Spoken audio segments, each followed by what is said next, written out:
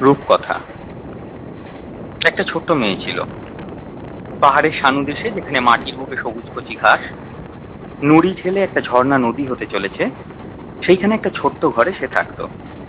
খেলা করতো গঙ্গা ফড়িং তিতলিদের সঙ্গে, আর খিলখিল হাসতো ঘাসের আগায় হলুদ সাদা ফুলগুলোর মতো। একদিন সন্ধ্যাবেলা তার মুনিয়াকে নিয়ে বসেছিল তারা ভরা আকাশের নিচে। হঠাৎ কেমন যেন একা লাগলো তার।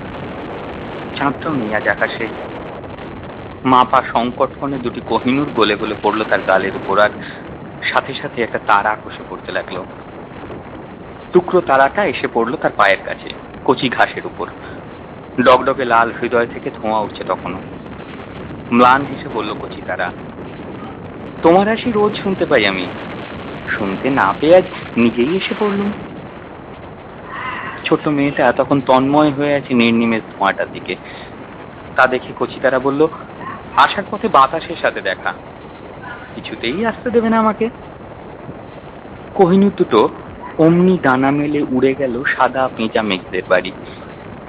ছোট্ট মেয়েটি বলল, দাঁড়াও তুমি, এক ছুটে তোমার জন্য জল নিয়ে আসে এক গ্লাস। তোমার ভারী তেষ্টা পেয়েছে না?